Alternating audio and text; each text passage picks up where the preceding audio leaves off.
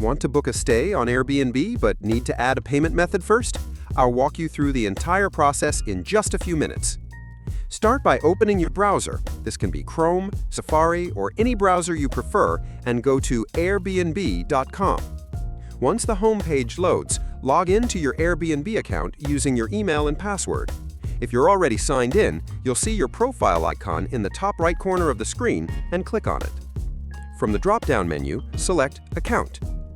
You'll be redirected to your account settings. Now scroll down and look for the section labeled Payments and Payouts, then click it. On this page, you'll see two separate tabs, one for Payments and one for Payouts. Make sure you're in the Payments tab. Here, you'll see your current payment methods, if any.